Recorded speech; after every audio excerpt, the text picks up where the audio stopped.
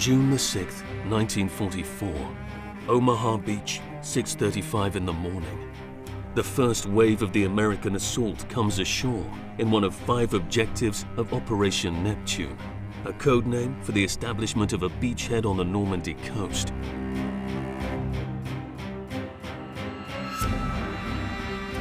British and Canadians dock on the 3 beaches to the east.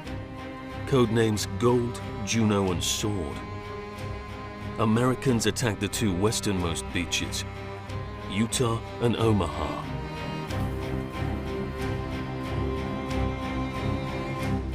Omaha is hell. 90% of men in the first wave are injured or killed. The following waves are blocked on the beach, held off by Germans whose defenses have withstood hours of intense bombing. The situation is so catastrophic that Allied High Command considers pulling the surviving troops back, risking the entire operation. By the end of the day, Allied losses are overwhelming. Of 35,000 men landed, nearly 5,000 are killed, wounded, or missing.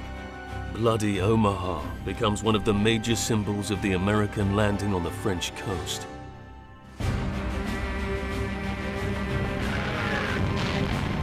The attack on Utah, the other beach in the American sector, faces a less entrenched foe. 21,000 troops land with only 197 casualties.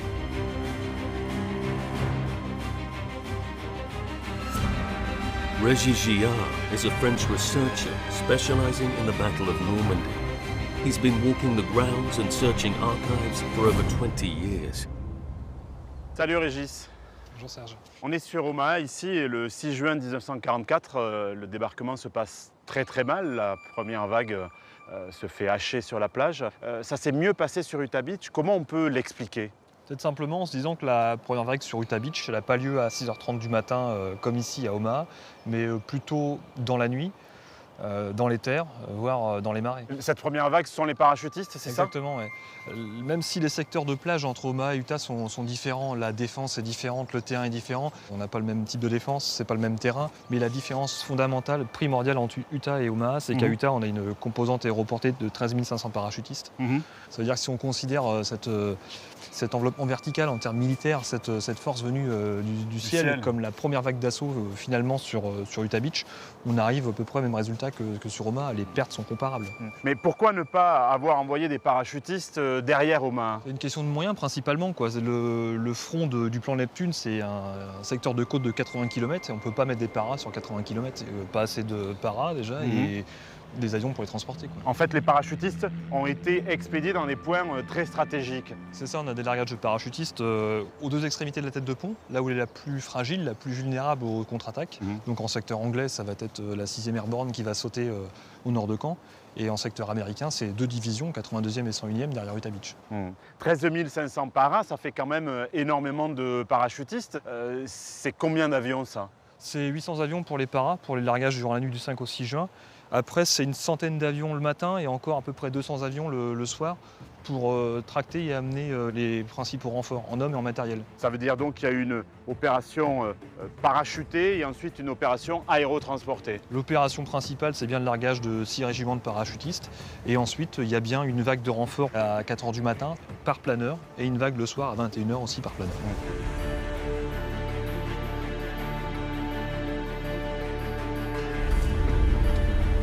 There was no guarantee the Allies would send in paratroopers. Previous airborne operations in 1942 and 1943 in North Africa and Sicily had not yielded tremendous success. In Italy, 3,400 paratroopers from the 82nd Airborne were scattered over an area of 80 kilometers in diameter. The jumps were made in broad daylight, making the men particularly vulnerable to enemy snipers.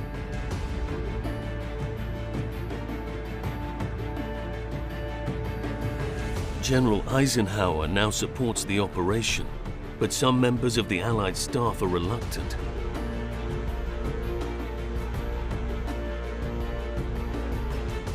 The initial assault involves a wave of paratroopers.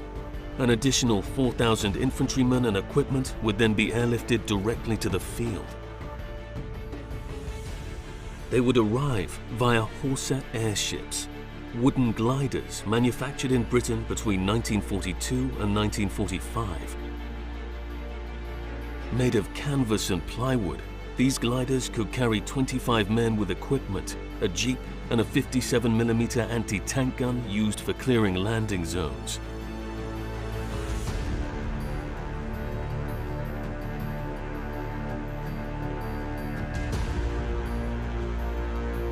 For unloading, its fuselage splits in two. The Horsa is less suited for night landings than the American model. The CG-4 or Waco is lighter and more manageable, but equally robust with its steel structure. 14,000 of these planes were made by 16 different companies between 1942 and 1945. Suitable for infantry transport, such as artillery support units or engineers, it can carry 13 equipped soldiers, a 75mm howitzer or a light bulldozer. Unlike the Horsa, the Waco is equipped with a tilting nose just behind the cockpit.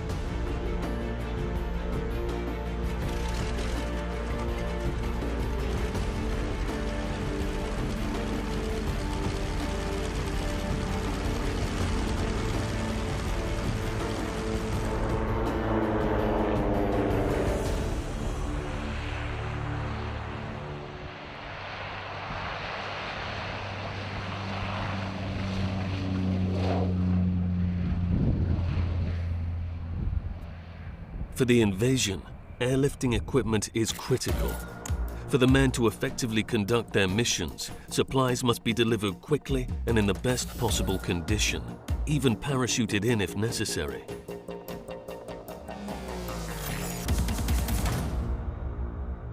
Ça, c'est le genre de parachutage qui se faisait déjà dans les années 40-44 à l'époque du débarquement en Normandie. Exactement. À cette époque-là, on employait souvent le largage de petits colis, donc des fardeaux de 50 à 225 kg. Et là, aujourd'hui, vous pouvez larguer du très gros. Voilà, alors le très gros maintenant pourra monter jusqu'à 8 tonnes, qui est par exemple une antenne chirurgicale médicale, sur laquelle il y aura des blocs opératoires en un seul fardeau, en un seul passage, et on pourra venir mettre ça au sol. C'est un procédé d'action qui est très délicat quand même, par parachutage, des petites charges, même des grosses charges, ça doit être très délicat à parachuter. Oui, ça demande des compétences techniques assez élevées. En effet, autant pour le conditionnement du fardeau en lui-même, surtout pour les très grosses charges, qui ont un très gros volume et beaucoup de poids, et autant que pour le système de parachutage, c'est-à-dire le système de parachute, le choix des parachutes en fonction de la vitesse du vent, comment vole l'aéronef, à quelle altitude bien entendu, et à quel point précis on voudrait le larguer.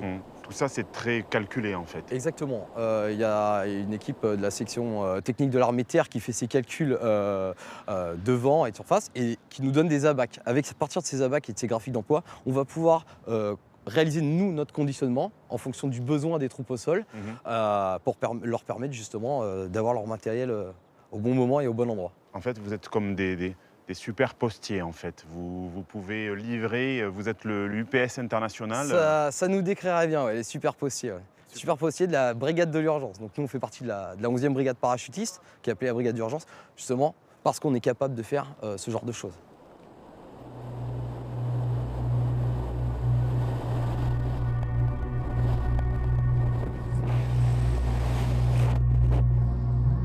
Dropped between midnight and 1 in the morning, the US paratroopers must wait several hours before they can retrieve their hardware and reinforcements.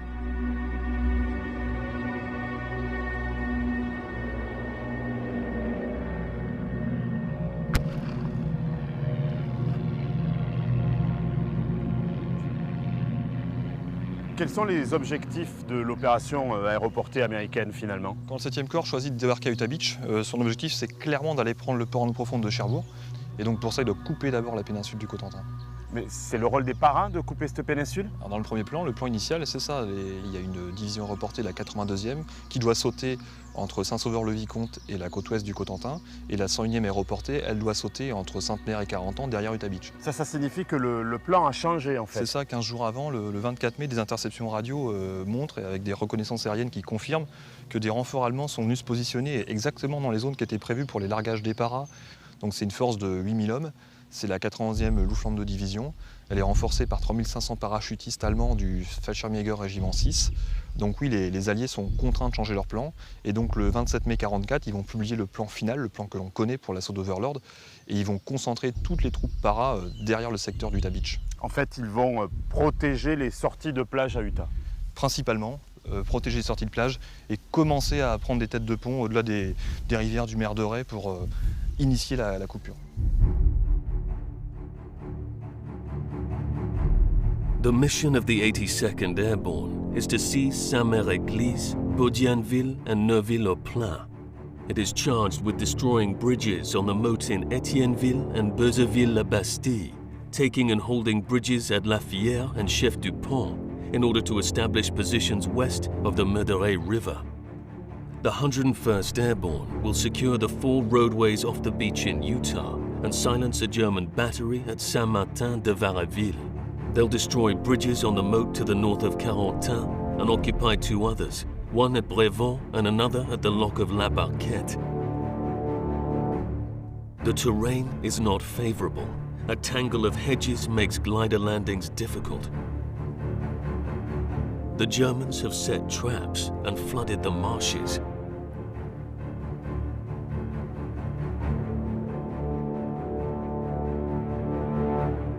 Erwan Pat is a technician at the Territoire Natural Regional Park. He explains how the Germans sought to keep the region under the water.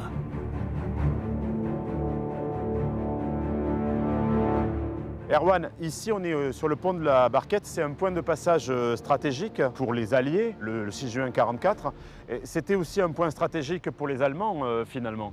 Ah oui, parce que la gestion, le contrôle de ce pont, la compréhension de ce pont permet de gérer l'eau en fait. Parce que le pont de la Barquette, avant d'être un pont de franchissement, ce qui est devenu très récemment en fait, c'est un pont muni de porte-à-flot qui empêche l'eau de la mer d'inonder les marais, ça depuis le XVIIIe siècle. Comment ça fonctionne ça? Eh bien en fait ça fonctionne avec la pression de l'eau. La mer monte, ça ferme les portes. La mer descend, l'eau douce réouvre les portes. C'est automatique en fait. C'est automatique. Les Allemands, ils vont comprendre que là, en inondant les marais, en contrôlant cette eau, ils peuvent contrôler 28 000 hectares de zones humides, les remplir d'eau. Et ils vont utiliser là, ce qu'on appelle les bâtards d'eau, qui sont normalement en fait des éléments qui sont prévus uniquement pour l'entretien des portes. Tu glisses ces bâtards d'eau, ces énormes pièces de bois de chaque côté, et comme ça tu peux intervenir sur les portes. Mais si tu les glisses aussi juste en partie basse, ça te permet de contrôler le niveau d'eau. Si l'eau douce, elle ne passe pas au-dessus de ces pièces de bois, elle ne peut pas ouvrir les portes. Et comme ça, pendant 4 ans, sans inonder les habitations, on va maintenir un niveau constant dans le marais. Parce qu'on a l'impression qu'ils ont fait ça de manière anarchique, mais en fait non, c'était très pensé. Non, ouais, c'était très pensé. D'ailleurs, il y a une mauvaise rumeur locale qui dit qu'ils ont bloqué les portes. Non, ils n'ont pas bloqué. S'ils avaient bloqué pendant toute l'occupation, ça aurait fini par déborder et inonder tout ce qu'il y avait autour, au-delà des marais, parce que l'eau se serait trop accumulée, notamment avec les pluviométries qu'on a en Normandie. Mais ça veut dire que l'eau arrivait jusqu'à quel niveau? On voit les traces sur le pont. Là, quand s'arrêtent les lichens, en fait, quand il n'y a plus de lichens, c'est que l'eau monte, parce qu'elle lessive le bas du pont. Donc on voit bien que ça peut encore monter de 2-3 mètres supplémentaires. Et la totalité des terres est sous l'eau? Et sous l'eau, parce que c'est des terres qui sont par endroits en dessous du niveau de la mer en plus. Mais plus que l'inondation des marais en tant que telle, et surtout ce que ça leur permettait de faire, c'est-à-dire qu'à partir du moment où les zones sont inondées, tu es obligé de passer par certains axes, ce qu'on appelle les chaussées, les ponts. Et donc là, tu contrôles les ponts, les chaussées, et on est en position de force pour contrôler tout ce qui est franchissement. C'est comme si les Allemands, en fait, avaient construit un énorme rempart d'eau, voilà. Et il n'y a plus que des petits passages qu'il suffit de contrôler. Voilà, ils avaient un outil en place déjà pour se faire une grande protection naturelle, et stratégiquement, ça va jouer.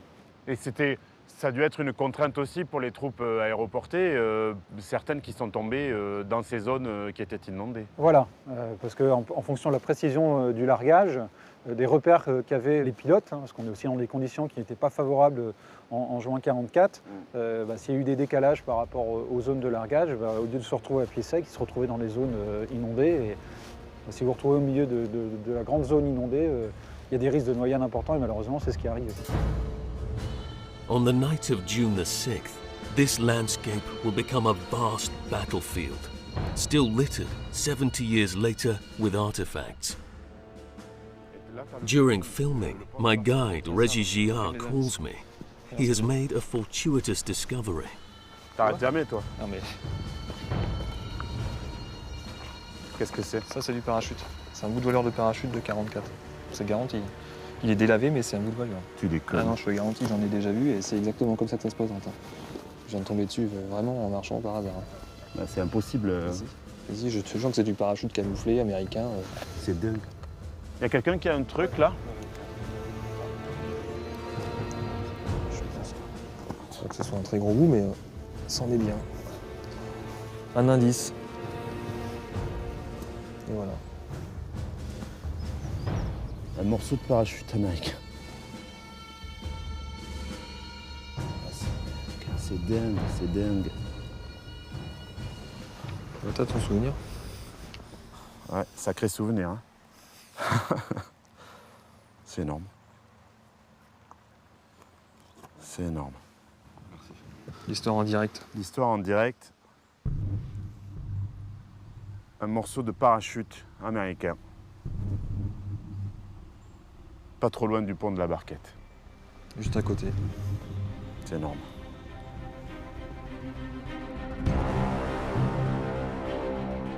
Six DZs, or drop zones, have been divided between the 6 parachute regiments of 2 airborne divisions. 2 landing zones, or LZs, have also been chosen for the gliders in the center of the operation, close to the National Road 13. It covers approximately 57 square kilometers. At 9:50 p.m., the first aircraft departs from England. Codenamed Boston for the 82nd Airborne and Albany for the 101st Airborne. At 4 a.m., the gliders are towed in by bombers. These operations are named Detroit for the 82nd and Chicago for the 101st. In the early evening of June the 6th, additional reinforcements arrive via gliders, Operations Elmira and Keokuk. 200 Pathfinders, the scouts of the airborne troops, will tag the drop zones. Dropped in the middle of the night behind enemy lines, they are the first D-Day soldiers on Norman soil. Captain Frank Lillyman, Chief of Pathfinders of the 101st Airborne, is the first Allied soldier to jump in Normandy. The technology that the Pathfinders use is top secret. The teams, generally consisting of 18 men, have 7 holophane lamps that are placed on the ground to form a T, indicating the direction of the jump and the point of arrival. The Pathfinders are equipped with Eureka transmitters that send pulses of radio frequency captured by Rebecca receivers installed under the aircraft at the head of the formation. Pilots use them to orient themselves toward the drop zones.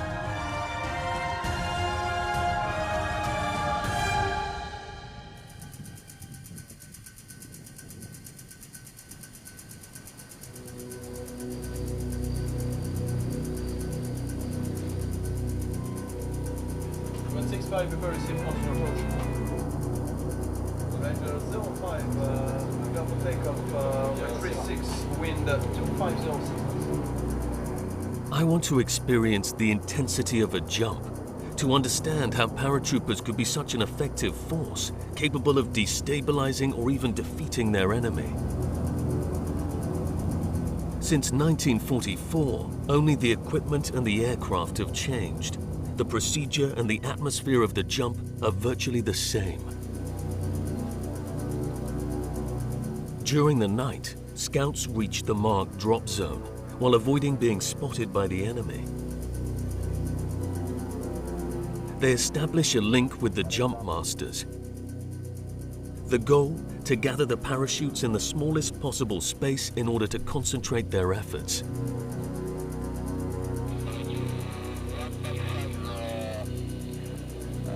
On the plane, I find the same muted apprehension crossing the eyes of the soldiers as described by the US paratroopers of June 1944. Jumping from an aircraft flying at 200 kilometers per hour takes a lot of courage. Time is running out. After an hour of tactical flight designed to simulate war conditions, I feel they all only want one thing: to fly through the door, to be rid of that cabin that locks them in, to jump and start the operation, because it truly doesn't begin until the paratroopers have reached the ground.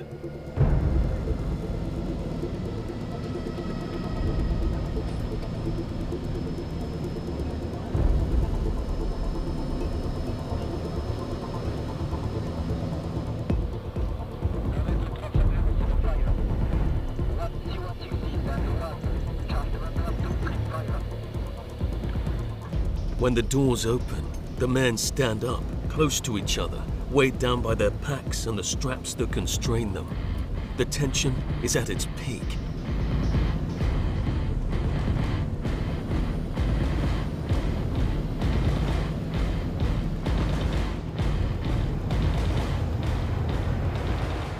The siren finally sounds.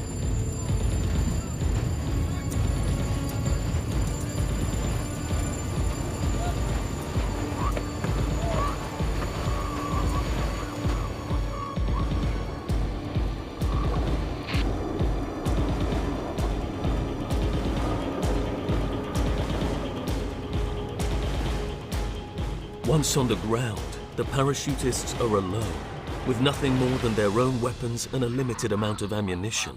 However, they've practiced the operation dozens of times. First, the scattered men gather and organize for battle.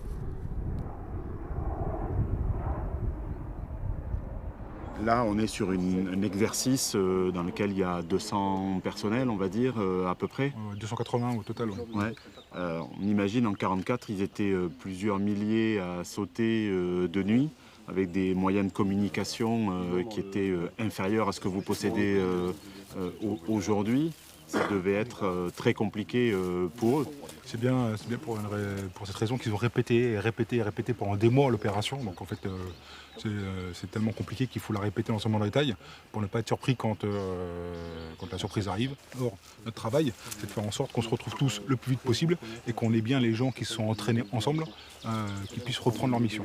Chaque compagnie, en fonction des éléments, en fonction de leur zone de déploiement, leur action, ils se regroupent. Donc il y a ce qu'on appelle des points initiaux, qu'on appelle dans le jargon des pays. On se regroupe par pays, en fait on passe le pays, après derrière le pays, un peu plus loin on a une zone d'articulation qui est à l'abri des vues, qui permet au pays de compter tout le monde, parce qu'en fait c'est un peu le problème quand on saute, c'est qu'on est désorganisé. Donc on sait tous où on doit aller, sachant que voilà, on a fait un vol d'avion 1 heure, c'était léger, mais quand on peut faire 2, 3, 4 heures dans la chaleur, dans le froid ou autre, dans le stress, on est vite complètement désorienté. Donc ce qui est simple sur le papier devient très compliqué à mettre en œuvre. Donc se réarticuler et faire en sorte que tout le monde, du dernier soldat jusqu'au chef, aille au bon endroit, et chacun sur son bon endroit, c'est compliqué. Voilà, donc chaque élément a son point initial, sa zone d'articulation. Il passe sur le point initial où on compte tout le monde, sur la zone d'articulation, il se réarticule comme dit le nom, où on va reprendre la posture de combat en fait. On va pouvoir reformer les sections, les groupes, les sections, voir la compagnie, et une fois que tout le monde est prêt, il rend compte à la radio, et on peut commencer la mission. Mais la partie zone, la partie saut, c'est une partie technique en fait, très technique, où il faut aller très vite. On saute, on prend nos parachutes parce qu'on ne les abandonne pas, plus le sac, donc rapidement on est à 30-40 kg. On a la distance moyenne estimée, 1500 mètres à faire en moins de 9 minutes, pour s'écarter au plus vite, en fait, quitter la zone de saut, parce que c'est généralement un champ, un terrain plat, donc là on est très vulnérable, pour aller sur les zones de articulation où là déjà on sera un peu à l'abri, et après on a 1 heure pour faire 8 km supplémentaires, parce qu'on estime en fait que c'est 1 heure, c'est le temps qu'il faut pour une unité assez prête pour boucler un secteur de 8 km de diamètre. Donc voilà, ça nous permet de dire qu'on peut quitter la zone et être en dehors de la capacité de réaction d'un ennemi. Get ready! Get ready! Stand up! Stand up! Hook up! Hook up! Equipment check! Equipment check! You will shuffle. Une fois que votre parachute est ouvert et vérifié, c'est d'abord où sont les autres gars. Et puis seulement où suis-je. These men commemorate the dropping of US paratroopers above the Cotentin more than 70 years later by jumping under similar conditions. Listening to the instructions, I come to understand just how dangerous jumping out of a plane flying at high speed can be. One of the participants, Thomas Keller, of German nationality, describes the feeling. Gain canopy control. Where do you come from? Well, I'm coming from Germany, and I was a former paratrooper in Germany, Fallschirmjäger, we called it. Yeah, it's very symbolic for you to be here today. It is, Yeah. for two reasons. We have been in France, we fought against each other, now we are in Europe, which is united.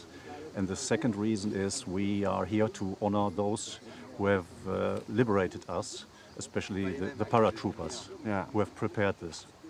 And we make that for someone or something specially, or just for fun? It's not fun, it's part of our history, and we do it for the paratroopers, to honor them. And to honor all those young men, 18, 20, who died here and who were prepared to fight for Europe. This is a kind of history, but it's very close to us. And we are jumping with the Americans, we are jumping with British guys, we love our French comrades, and this is a kind of band of brothers, they call it. It's really something very special. Yeah, and you have the same sensation? It's not a sensation, it's a guts feeling. You have it inside. When you see these old C-47 where we are jumping out of, this is a part of real history. It's not Hollywood or Hollywood jumping. Yeah. You have seen this before. We are training this. We are training the commands because it's a dangerous business still. We live history. So I hope to you a good jump. Thank you very much. Thanks a lot. Thank you.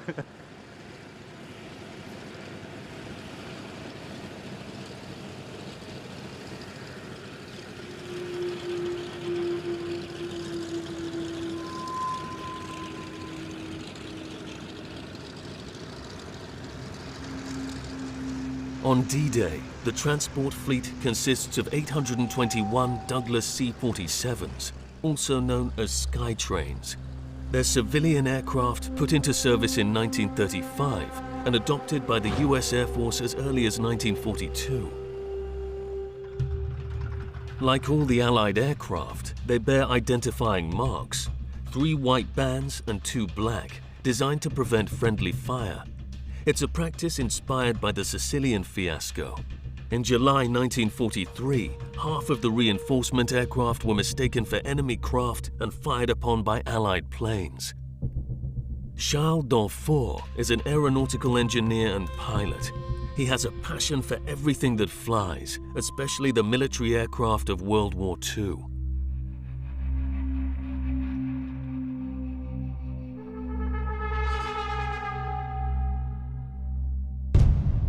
Charles, ce C-47, est-ce que c'est un bon avion? Oui, c'est le meilleur avion de l'époque pour le transport.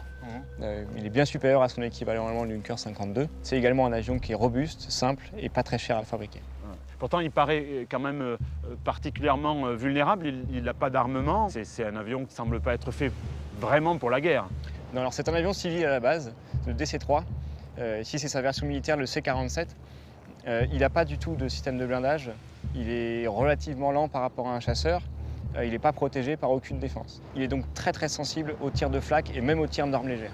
Ça veut dire que les conditions de vol pour les pilotes devaient être assez éprouvantes. Oui, c'est assez éprouvant. Il n'avait pas d'escorte. Et au-dessus de la Normandie, c'était encore pire, parce que le vol était fait de nuit, dans des conditions de vol aux instruments, et sans aucune lumière. Donc les pilotes étaient concentrés sur les feux de position du leader.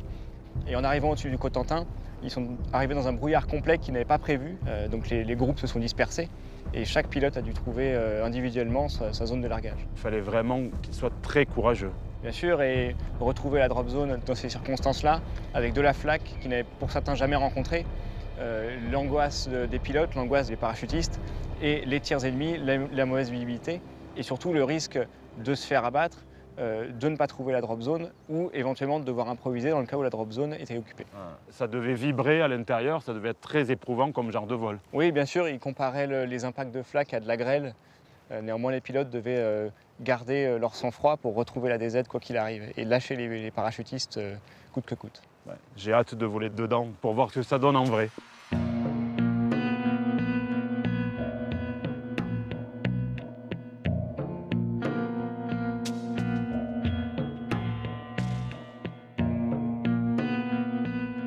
The formation of C-47s departs from England and performs a loop around the peninsula of Cotentin.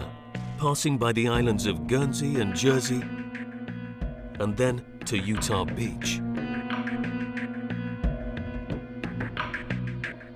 The paratroopers embark on formations composed of 36, 45, or 54 C-47s. These formations, called serials, fly over the drop zone 6 minutes apart. On board, the parachutists are divided into sticks of 15 to 18 men, according to the equipment they carry. The equipment of paratroopers is different from that of infantrymen. They wear a modified helmet with a chin strap, a jacket, pants, and jump boots. They're equipped for specific missions and fight behind enemy lines in small autonomous units. In addition to regular rations, they carry a survival ration made with vitamin-rich chocolate that provides energy for 3 days. Their first aid kit contains a tourniquet and a dose of morphine. They're armed with ammunition, grenades, and even light mines. Then there are the daggers, machetes, and handguns. Some carry over 40 kilograms of equipment in addition to parachutes and life jackets.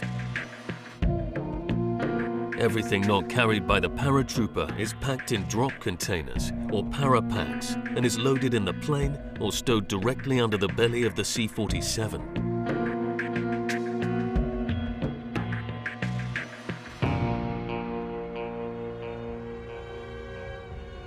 At dawn, June the 5th, 1944, the invasion fleet of more than 5,000 boats departs. It must reach the Normandy coast 24 hours later.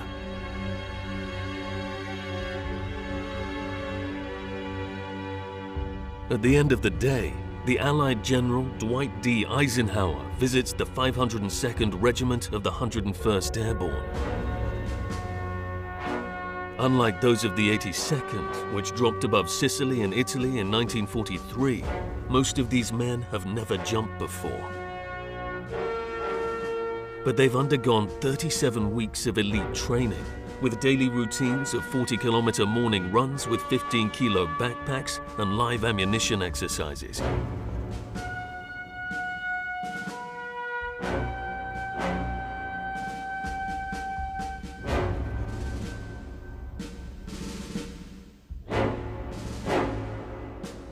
The mission in Normandy will give them an opportunity to shine.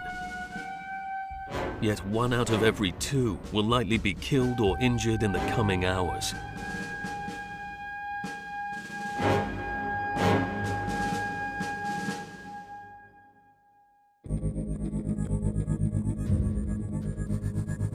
They will start the operation by jumping in total darkness.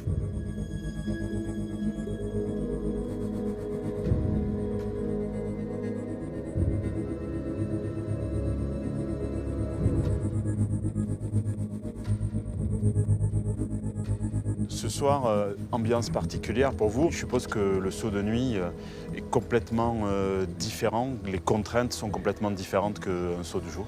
Oui, l'obscurité, la nuit crée d'abord, vous le voyez, une ambiance un peu différente. Les gens sont très concentrés, rentrent un peu plus dans leur saut. Le parachutiste est très isolé, encore plus isolé que lorsqu'il saute de jour, à la fois pendant le saut, pendant la descente sous voile et pendant la réarticulation. Ça complexifie aussi le déploiement des troupes et le bon déroulement de la mission en certains égards. Techniquement, on doit se préparer différemment pour se regrouper, s'orienter et combattre de nuit. Et on est très bien équipé pour ça. Et tactiquement, on prend plus de délai. Et on se prépare à attaquer la mission avec une partie des effectifs qui n'ont pas rejoint l'unité. Voire des légionnaires qui ont rejoint l'unité voisine parce qu'ils étaient perdus et qu'ils se sont raccrochés à un autre parachutiste ou un autre sous-officier qui les a récupérés.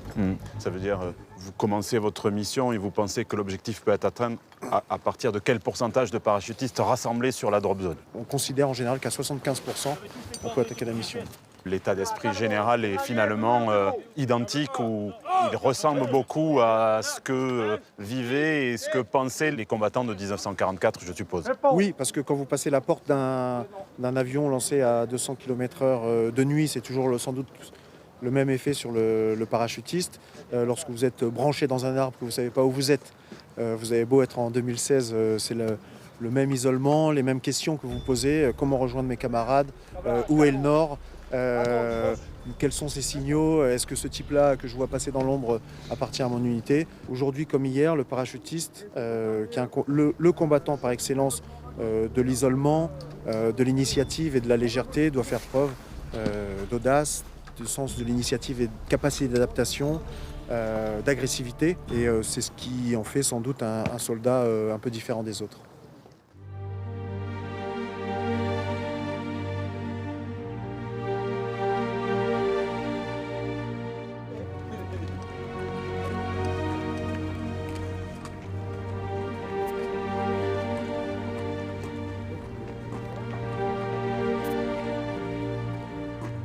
Stick number two, last man, here. Stick number one, last man, there. At 9:30 p.m. on the 5th, Captain Frank Lillyman's C-47 and his Pathfinders are the first to take off from England, headed to the Cotentin.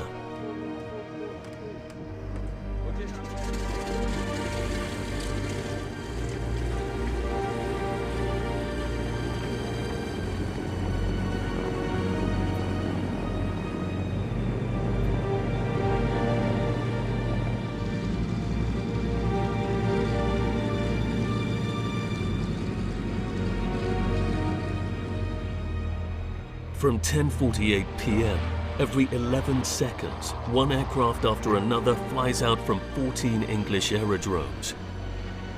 The paratroopers are on their way to France and to their destiny.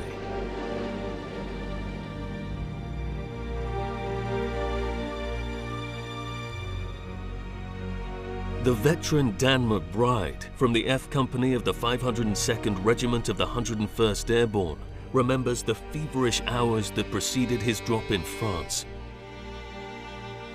What memories have you of your flight toward France, before and during the flight? Well, we took off at about 10:25 in the evening of the June 5th, and we flew around forming up, and we headed out across the ocean and in tight formation. And everything was very smooth flight.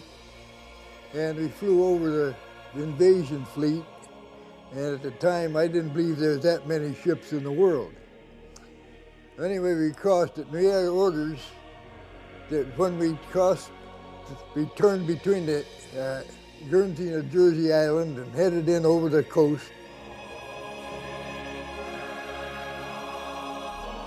It's difficult to imagine the atmosphere of the C-47 en route to France. Over the islands of Guernsey and Jersey, German anti-aircraft guns are waking up. The cabins shake from the explosions. Through portholes, the soldiers catch glimpses of C-47s on fire. Pilots break the formation before they too fall like shooting stars. They told us to be hooked up, ready to go after we crossed the coast, so in case we got shot down to have a chance to get out, or if we got hit by ground fire, they wanted us standing up and dying like a man. So everything was going fine until we crossed the coast. We run into a fog bank. And all the pilots were afraid of running into each other, so they all separated. The pilots navigate into an enormous cloudy mass above the Cotentin. With the ground obscured by thick fog, it is impossible to see. And yet, the airdrops proceed.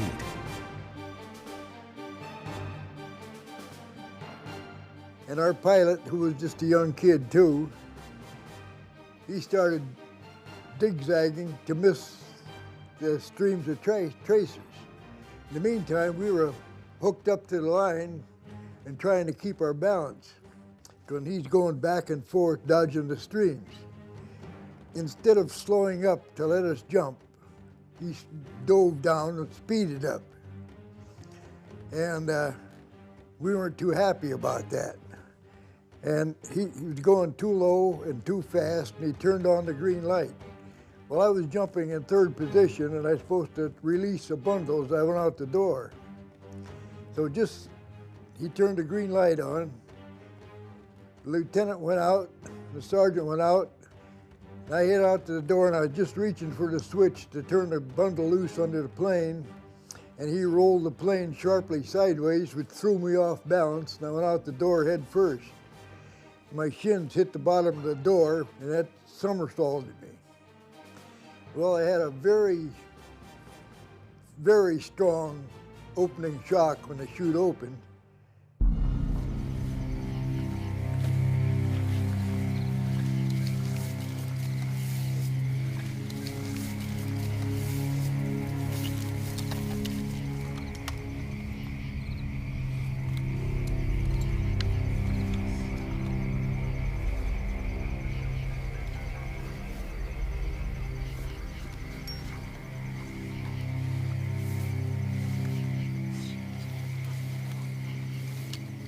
Between 12 and 12:15 a.m., Lillyman and his men have landed in a field behind the church of Saint-Germain-de-Vareville. The captain emits his signal between 12:20 and 12:30. 20 minutes later, the waves of C-47s drop the paratroopers in drop zone A. These Pathfinders have fulfilled their mission. Elsewhere, their counterparts are not so lucky. Only 3 airdrops are properly tagged. Some groups land too far away. They are shot or captured. This first phase of the airborne operation is a failure, and this has dramatic consequences for the rest of the airdrop. A map shows the magnitude of the disaster. Blue is the drop zone of the 82nd Airborne. Red is that of the 101st. The blue and red crosses are the actual locations where the 2 divisions landed.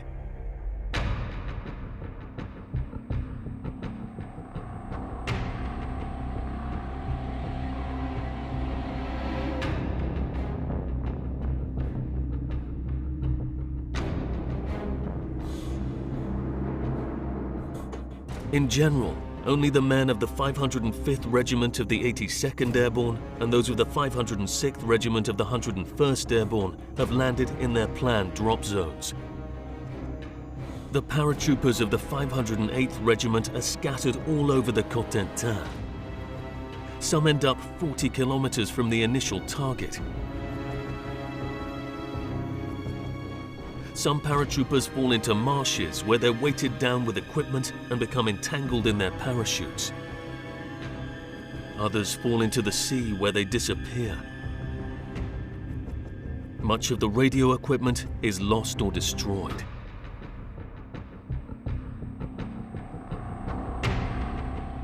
Auguste Robiol, a resident of Saint-Germain-de-Vareville, was 10 years old at the time.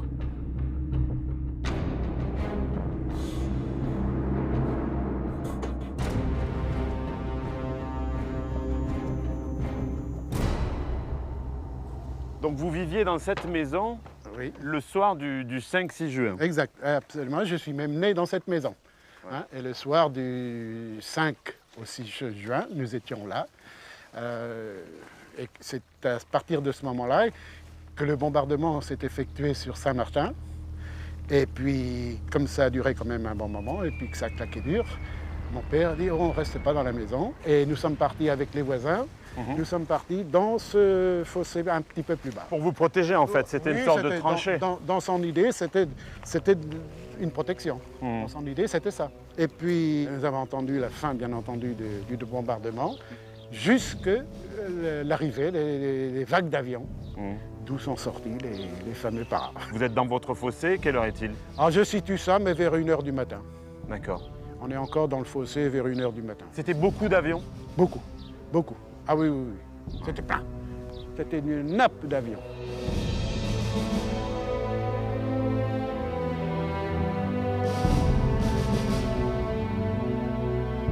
Ça sortait des avions sans arrêt, puis ça s'ouvrait. Et vous les voyez vraiment à l'œil nu? Ah bah oui, quand ils étaient plus bas, bien sûr. Oui. Et donc, alors, malheureusement, il y en a qui tombaient dans les arbres, il y en avait partout, évidemment. Ouais. Ils sont tombés véritablement sur le village? Et là, oui, il y en avait partout, partout.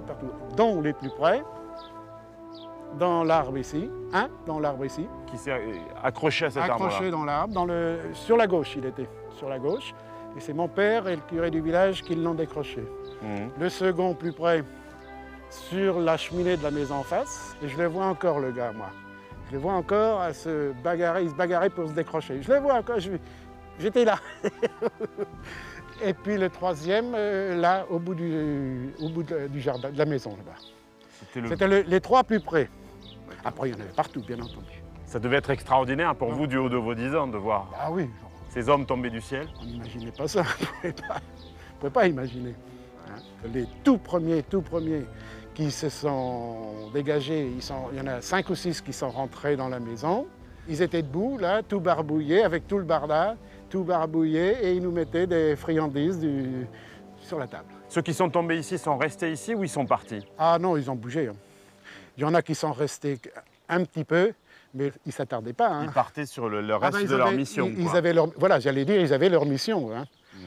Comme ceux qui sont rentrés dans la maison, leur mission c'était Saint-Martin. Il fallait qu'ils aillent, alors donc ils ont demandé beaucoup de renseignements à mon père pour aller sur Saint-Martin.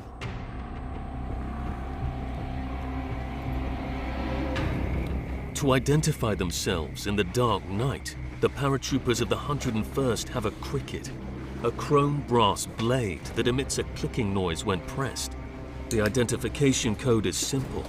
2 clicks must respond to the first for identification.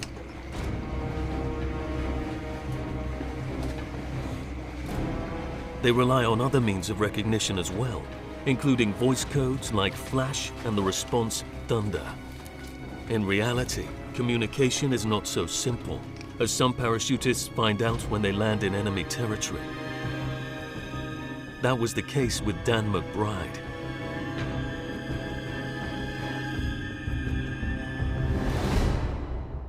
One o'clock in the morning, and I was walking along slowly, trying to find somebody and keep from getting found.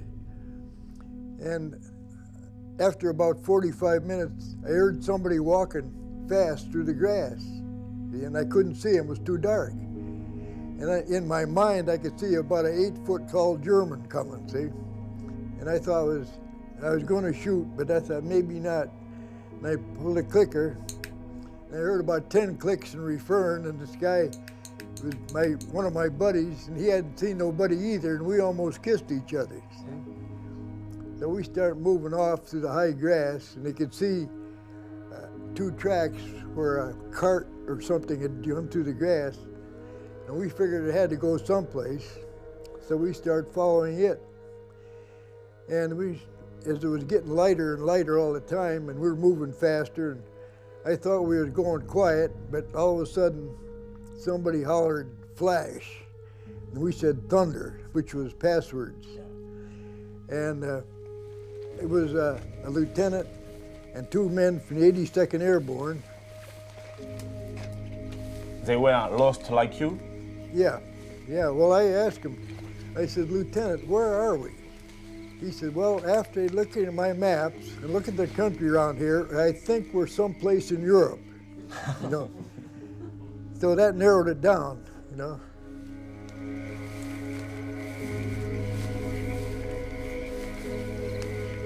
Most of the time, the US paratroopers operate in isolation and with less than 1/3 of their original teams. But they have to move forward, attack, and hold ground until the landing takes place.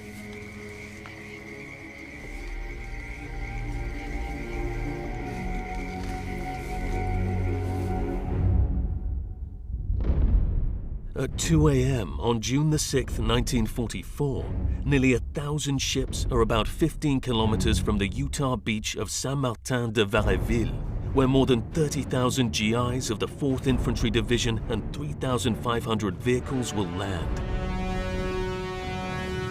Half an hour later, at 2:29, the USS Bayfield, carrying the commander of the Utah Beach mission, Major General Collins, drops anchor.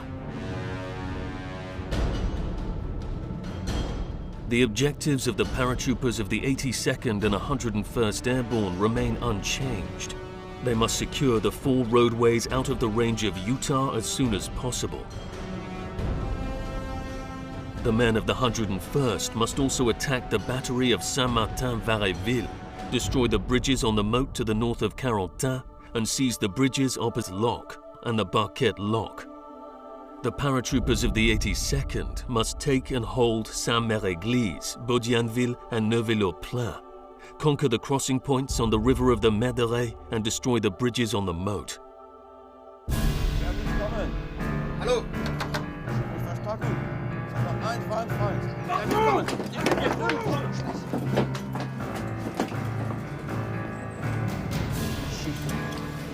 Bitte, nicht schießen.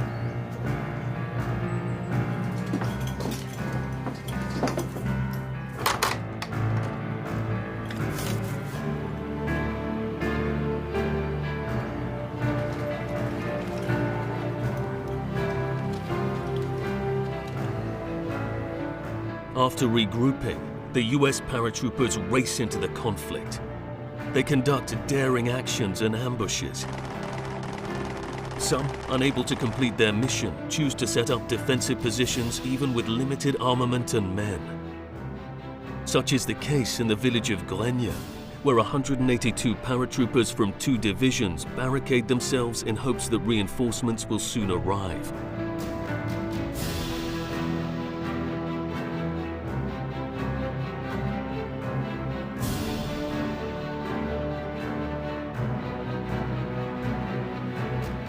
On peut considérer que le parachutage de la 82e et de la 101e, du fait de l'éparpillement, s'est pas bien passé. Comment les Allemands, eux, réagissent-ils ?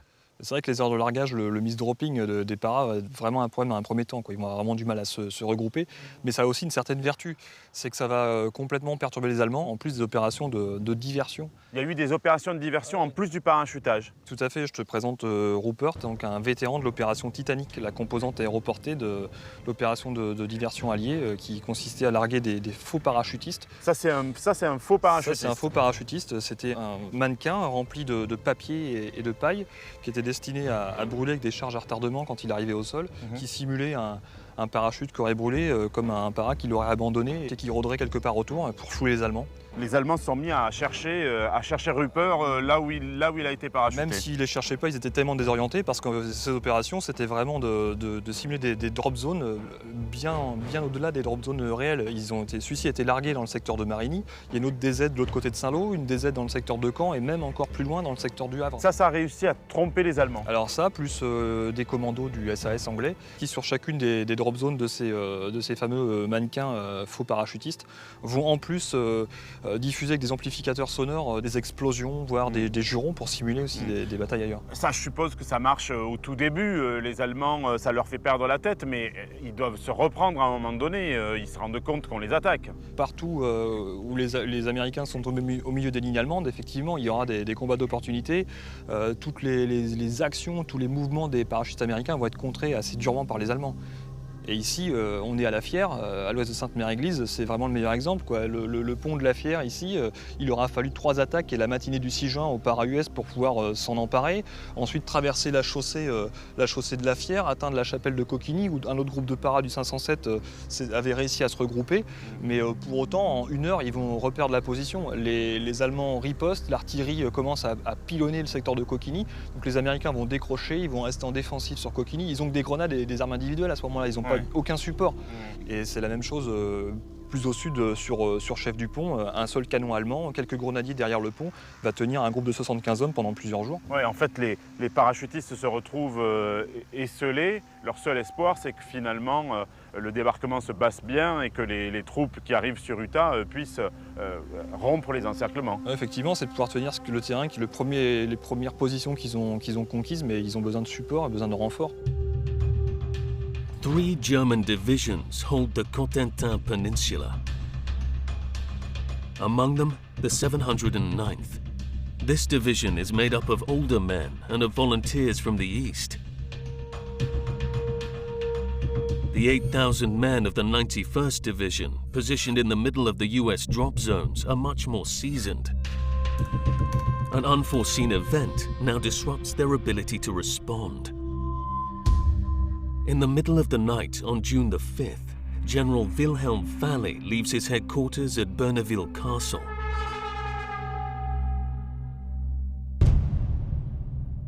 His vehicle is driving to the flour mill farm, where he has an appointment with death.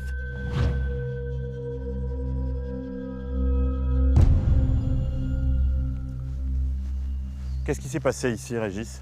Ici, la nuit du 5 au 6 juin 1944, le général Phare, qui était parti donc à Rennes pour un Kriegspiel, un exercice stratégique, va rentrer de manière précipitée. En fait, il a les avions alliés qui encombrent le ciel. Il va décider de rentrer précipitamment à Picauville, revenir sur le terrain. Et quand il va rentrer ici, par contre, les parachutistes américains sont déjà tombés à peu près 1 heure auparavant. Il y a à peu près une dizaine ou une douzaine de paras autour du lieutenant Brannon du 508e régiment para de la 82e. Et donc quand la voiture du général va arriver dans cette petite route de campagne, ici même, il va tomber sur l'embuscade improvisée par les paras.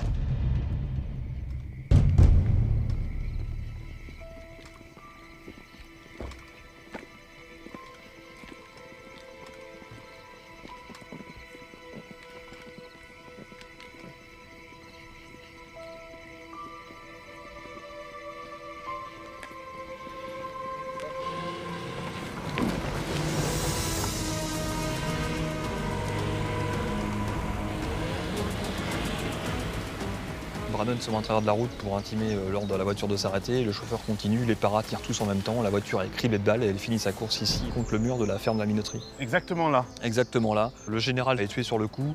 Le chauffeur essaie de sortir, il est fait prisonnier. Et le major Barthusa, son aide de camp de Phare, essaie de récupérer son pistolet, il est abattu. An aerial reconnaissance carried out a few days later brings back snapshots of the area surrounding Berneville Castle. One of them shows General Phare's car abandoned next to the flour mill farm. He was killed in an ambush by paratroopers of the 82nd Airborne. Qu'est-ce que c'est ça, Régis? C'est l'enjoliveur de la voiture du général Phare, qui a été récupéré quelques dizaines d'années plus tard, là dans le fossé. Il était resté là? Dans le fossé. Tout ce temps. Ouais. Toujours très impressionnant d'avoir ce genre de témoignage d'un événement historique. L'enjoliveur de la Horche du général Phare. Ouais. La mort de Phare, c'est une grosse perte pour les Allemands à ce moment-là du débarquement. Oui, si on considère que la 80e Luftwaffe de division, dont il est le commandant, est la principale force allemande capable de réagir au débarquement, une fois qu'elle est décapitée, on comprend bien que les plans sont vraiment contrariés. Ils vont vraiment avoir du mal à réagir. Et Adolf Hitler, d'ailleurs, lui, n'est toujours pas au courant de ce qui se passe ici. L'histoire dit qu'il dort. At 4 in the morning, the German Marshal Gerd von Rundstedt requests permission to deploy 2 divisions to the coast. He'll have to wait for an answer. Hitler just went to bed in Berchtesgaden's Eagle's Nest. The Führer listened to Wagner a good part of the night and asked not to be woken until 9 in the morning.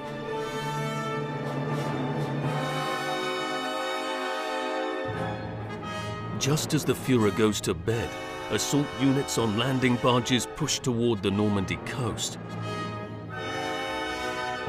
Overhead, a wave of planes is headed inland.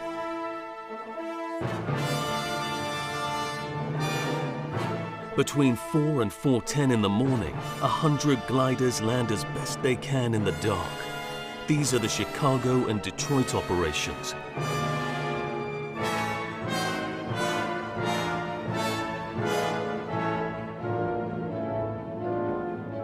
"52 gliders from the 82nd arrive in Zone W, south of the Saint-Mère-Église. With 8 anti-tank guns, 11 jeeps and 220 soldiers, artillerymen, communications and command personnel. Still others land in Zone E, near Yesville. With 155 men, 16 57mm anti-tank guns, a small bulldozer, a surgical unit, and 1 Jeep radio, with a trailer equipped with an SCR-199 station to communicate with England. the American General Don Forrester Pratt dies in his glider crash. He is the first senior Allied officer to die in Normandy.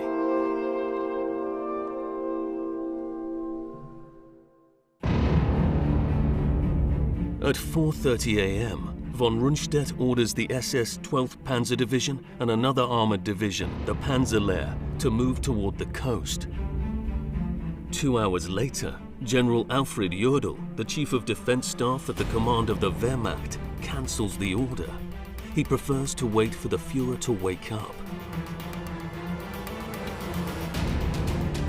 At this time, Saint-Mère-Église is already in the hands of paratroopers of the 82nd. They cut the main cable of the military phone to Cherbourg and establish roadblocks to the east and south of the town.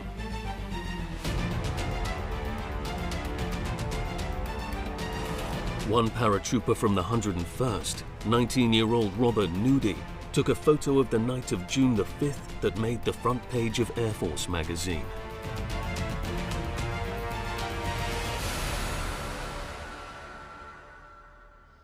And then almost immediately, I met up with two fellows to my stick, and there was a guy hung up in a tree, so they had to go up and cut him down, and that's exactly what they did. They cut him down, and he just fell right down through the branches. I don't know what the guy cutting him down was thinking of, but we were told, and I also carried an M1, and we were told not to load for fear we'd shoot one of our own people. Well, what if we had to shoot a German? You know? So I loaded anyway, and I was right behind the mayor. I forgot his name now, but I was right behind his house out in the field. They were.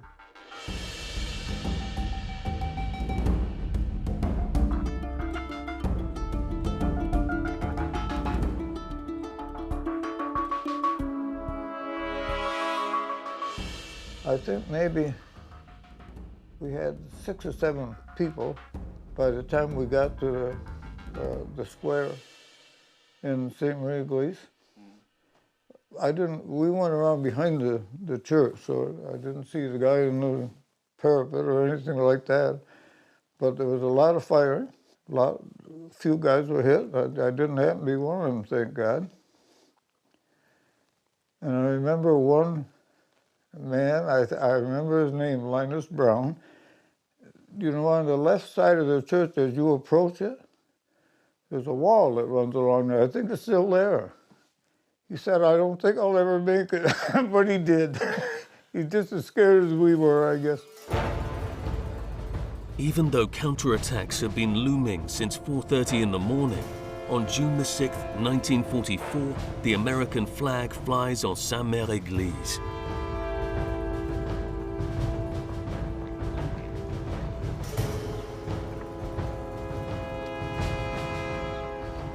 Régis, on connaît Sainte-Mère-Église grâce ou à cause du film Le jour le plus long, avec cet épisode à l'intérieur du film concernant John Steele qui reste accroché au clocher et qui voit ses camarades se faire massacrer. C'est devenu un petit peu un mythe, mais on oublie souvent que Sainte-Mère-Église était véritablement un des objectifs des troupes aéroportées américaines. C'est vrai que le cinéma, notre propre imagination, ont arrangé la vérité historique, mais Sainte-Mère, c'est vraiment un objectif principal, c'est l'objectif majeur pour les paras le jour J. C'est un carrefour à 6 routes, c'est par là que toutes les troupes, tous les renforts vont passer, au moins pour l'opération vers Cherbourg et d'autres batailles, le reste de la bataille de Normandie. C'est vraiment l'objectif primordial et on comprend mieux le symbole aujourd'hui. Et comment se passe véritablement la prise de Sainte-Mère-Église ? Sainte-Mère-Église, en fait, pendant le largage, c'est 3 sticks, 2 sticks de la 101e, 1 de la 82. C'est une cinquantaine de parachutistes qui sont largués par erreur au-dessus de Sainte-Mère. Il y en a une dizaine qui tombent sur le bourg. Et la prise de Sainte-Mère véritable, elle va intervenir avec 2 compagnies du 505 qui, eux, ont été larguées correctement. C'est le meilleur largage du DDay, en fait, juste au nord de Sainte-Mère. Ils vont entrer dans Sainte-Mère de manière relativement facile. À 4h30 du matin, ils ont nettoyé le bourg de Sainte-Mère. Il y a eu quelques échanges à la grenade essentiellement. Il y a 10 tués côté allemand, une trentaine de prisonniers. Et le but des Américains, là, des 360 paras qui rentrent dans Sainte-Mère, c'est de très vite installer des barrages sur toutes les sorties de Sainte-Mère-Église.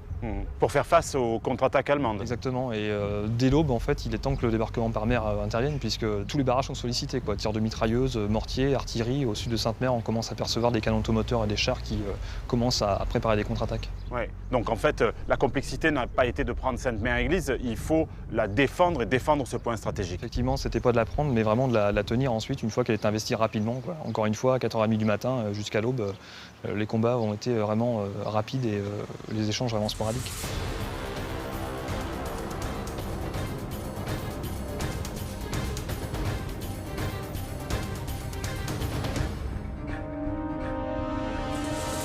At 5:45 a.m., off the coast of Utah, 18 warships point their guns at German fortifications and open fire.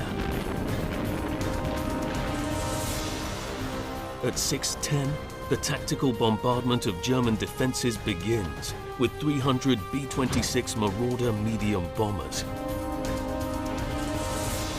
The brave pilots descend below the cloud cover and drop their bombs at a very low altitude. They provide one of the most effective bombings of D-Day and only lose 2 planes. The landing on the Normandy beaches begins at 6:30 a.m.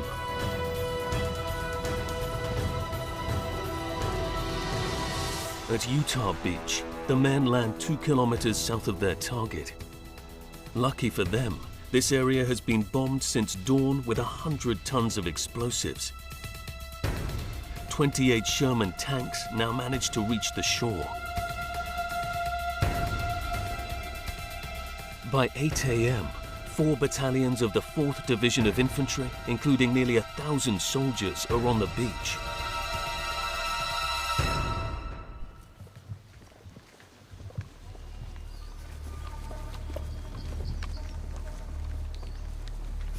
Inland, the paratroopers from the 101st are struggling to silence the batteries of artillery arranged in a second line of defense around Saint-Marie-de-Mont.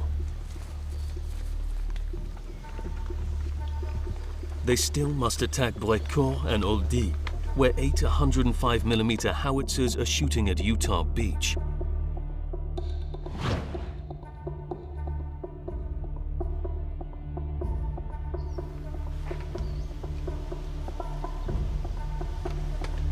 Squad leaders on me.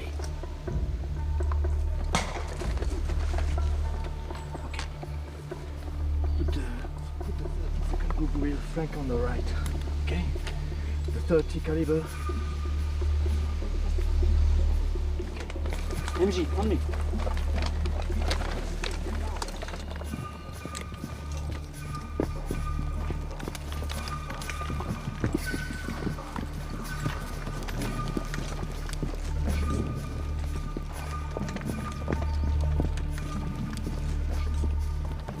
At Oldie, 50 Germans defend the position until a handful of intrepid paratroopers decide to storm it.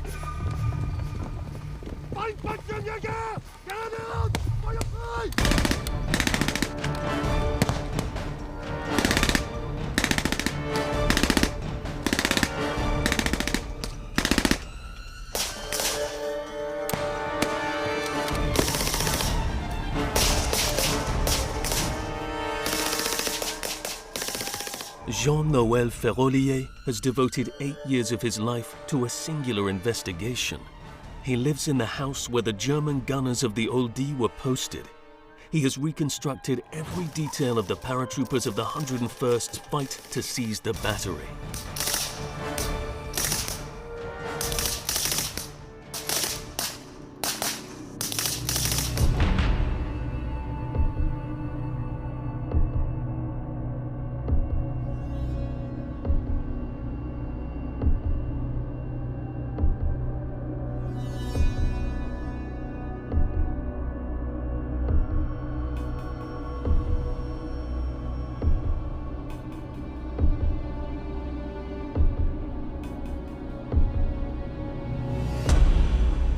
Père Noël, ici, on n'est pas très loin de Sainte-Marie-du-Mont. C'était une zone de parachutage pour les Américains la nuit du 6 juin 1944. Alors oui, juste derrière Sainte-Marie-du-Mont, c'est la drop zone C. Et par accident, il y a quelques parachutistes qui vont tomber le long de la batterie du Holdy qui est juste derrière et qui vont littéralement se faire massacrer, quoi. Il y avait des objectifs particuliers pour les Américains dans cette zone-là? Alors oui, derrière Sainte-Marie-du-Mont, c'est sûr, il y a cette batterie du Holdy. Ils ne savent pas vraiment où elle est, ils l'ont située au Holdy. Elle peut être aussi sur la route de Brugeville. J'ai l'impression, quand tu m'en parles comme ça, que il y a une petite partie de cache-cache quand cette nuit du 6 juin a lieu. Les Américains ne savent pas forcément où ils sont parachutés, ils ont quand même des objectifs. Cette batterie du Holdy, c'est un des objectifs des forces américaines. Alors oui, c'est un des objectifs des forces américaines. Pourquoi? Parce que du Holdy, on peut tirer sur la plage d'Utah Beach. Donc c'est sûr que du Holdy, tu ne vois pas la plage d'Utah Beach, mais les régleurs de tir sont dans l'église de Sainte-Marie-du-Mont. Donc de l'église de Sainte-Marie-du-Mont, tu vois très bien la plage d'Utah Beach. C'est une batterie tellement discrète et invisible qu'en est vraiment peut-être plus dangereuse que les blocos pour le débarquement.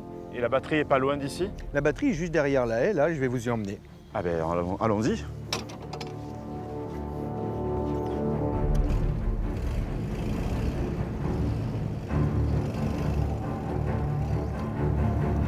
Opération spéciale sur le Holdy.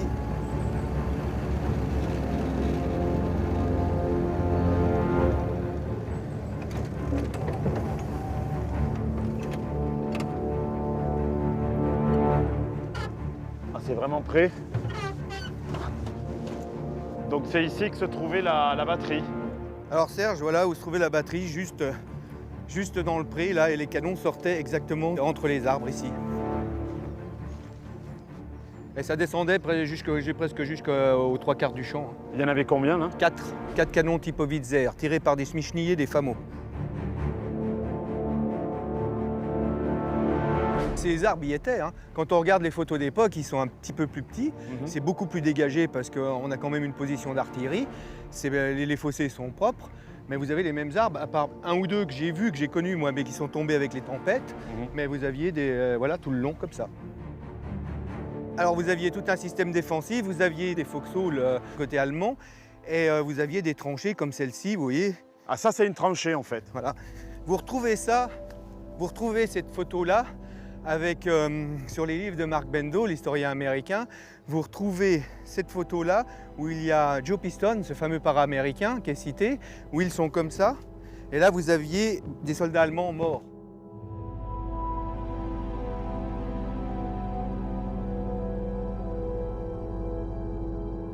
Si je vous dégage tout le fossé, vous êtes au même endroit que sur la photo. Ouais, on est vraiment dans une tranchée. Ouais. Donc là, on est vraiment sur le champ de bataille en fait. Là, on est vraiment sur le champ de bataille.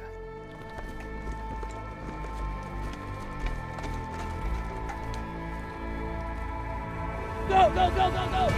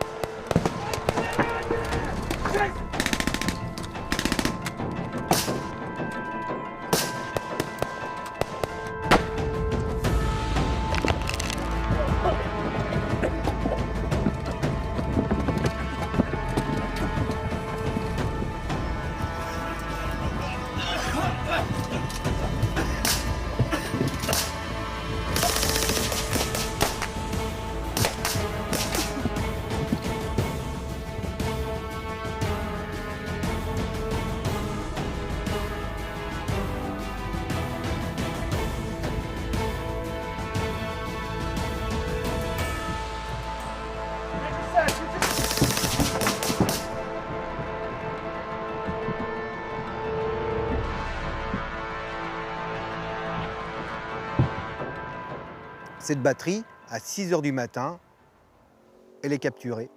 Elle ne pourra jamais tirer sur les plages d'Utah Beach. Ça signifie que finalement, les parachutistes, en faisant taire la batterie, ont certainement sauvé des vies sur Utah Beach, parce que sinon, ces canons auraient continué à tirer sur la plage. Ah bah c'est certain, ça c'est certain. Si la batterie avait pu tirer sur le débarquement, ça aurait occasionné des centaines de morts, ça c'est sûr et certain. Ouais. In the early hours of the morning, despite a German counterattack, paratroopers of the 101st take and hold the lock of La Barquette and the bridges of Brevant. At noon, a road out of Utah Beach, not far from Poupeville, falls to the US jumpers, and contact is established with the 4th Infantry Division. In a few hours, the 3 other exits, Oudianville, Audouville-la-Hubert, and Saint-Martin-de-Varéville, are secure. But the Germans still hold the sector of Saint-Camp-du-Mont and the road to Carentan. The 82nd Airborne occupies Saint-Mère-Église, but its hold is tenuous. Attempts to take the bridge on the Méderet have failed, and many units are isolated on the western shore.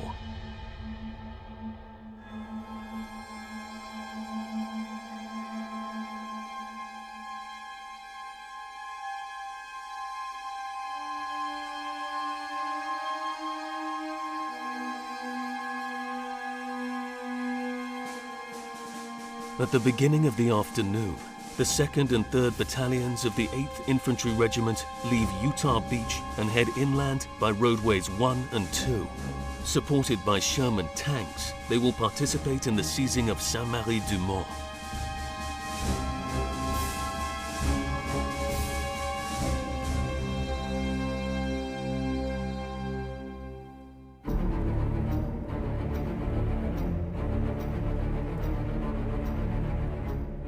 But at 4 p.m., the Germans counterattack in the direction of the Phare bridge.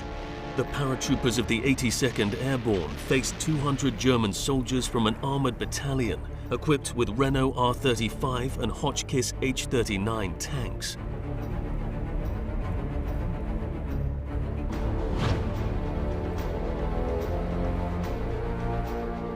Throughout the early afternoon, the parachutists are under continuous fire. At 4 p.m., 2 German tanks appear on the Phare road. Using a 57mm gun, 2 teams of tank fighters destroy them. A 3rd tank is dangerously close and threatens the US position. 2 intrepid paratroopers manage to destroy that one too.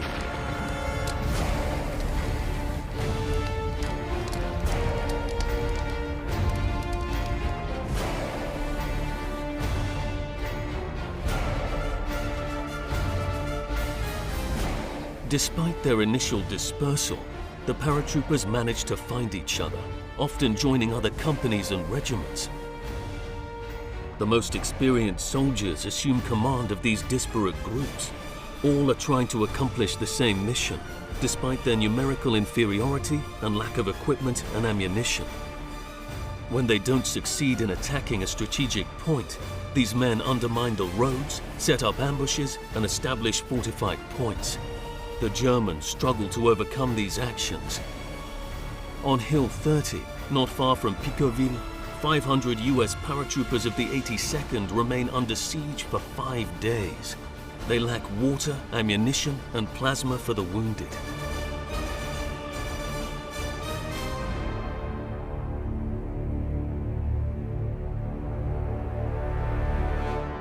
Au-delà du mythe et de la carte postale Sainte-Mère-Église, est-ce qu'on peut considérer que l'opération aéroportée américaine, au soir du 6 juin 1944, a été un succès? Si on reprend les objectifs un par un, c'est difficile d'arriver à cette conclusion. Secteur de la 101e, les ponts sur la Douve ne sont pas détruits, les Allemands sont toujours dans Saint-Côme-du-Mont, la 82e n'a pas réussi à faire sa tête de pont sur le Méderet. Par contre, tu l'as évoqué, Sainte-Mère-Église est pris, est tenue, et surtout toutes les chaussées, toutes les sorties de plage d'Utah Beach sont prises, sont sécurisées, et donc ça va permettre un débarquement des troupes par mer qui va être dans des conditions vraiment favorables qu'ils n'auraient jamais pu avoir sans l'assaut aéroporté. Donc dans ce sens, évidemment, c'est un succès. Donc en fait, véritablement, les parachutistes ont constitué une première vague devant Utah Beach pour permettre la progression des troupes terrestres. C'est exactement ça. Les pertes ici sont comparables au MA, on l'a déjà évoqué, c'est 60% de pertes pour la 82e, 40% pour la 101e. On estime à 90% le matériel perdu pendant l'assaut, mais pour autant les généraux para-américains, notamment dans la 82e, vont relever que l'action a été excellente. Le comportement de combat des paras a vraiment été très très bon. Ouais, ils ont véritablement montré ce qu'ils savaient faire. C'est ça, ils ont démontré que la doctrine para, l'enveloppement vertical, c'était la guerre moderne. C'était quelque chose de vraiment efficace pour arriver sur un front devant un débarquement. At 9 p.m. on June the 6th, 1944, the Allies launch operations Keokuk and Elmira. Gliders carrying a large number of reinforcements increased the firepower of US parachutists. On Utah Beach, at the end of the day, more than 23,000 men, 1,700 vehicles, and 1,695 tons of supplies have landed.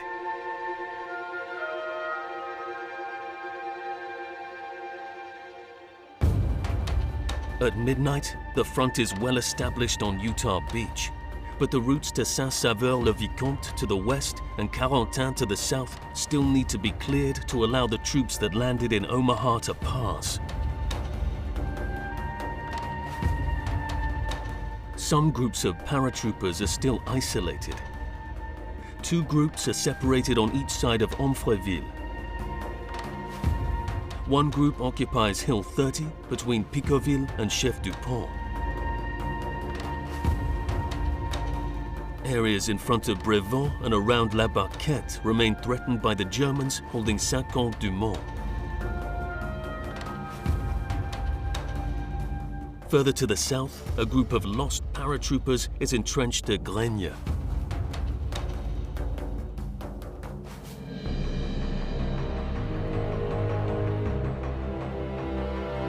In the end, the American parachute divisions pay a heavy price on June the 6th, 1944. 2,500 are killed or injured. The 101st loses 40% of its force, while the 82nd loses 60. Many remain lost or isolated in the Normandy countryside for days. Others will never be found, with German reinforcements now arriving.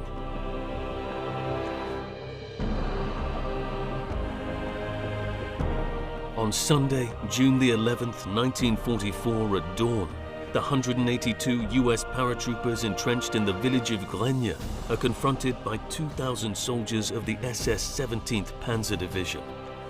They repel the first attack. The fighting continues throughout the day, and at night, the Americans are forced to retreat. They leave their wounded behind with the inhabitants of the village who had not fled. The repercussions will be severe. The village is ransacked and burned, the survivors executed. Starting on the beaches and moving inland, the fight to liberate France and Europe is only beginning. The paratroopers of the 82nd and the 101st Airborne will participate in many other battles. September 1944 in Arnhem, Holland, December 1944 in Bastogne, Belgium. The invasion of Normandy in June 1944 was the climax of World War II. Few fighting units played a more powerful role than the Angels of Victory.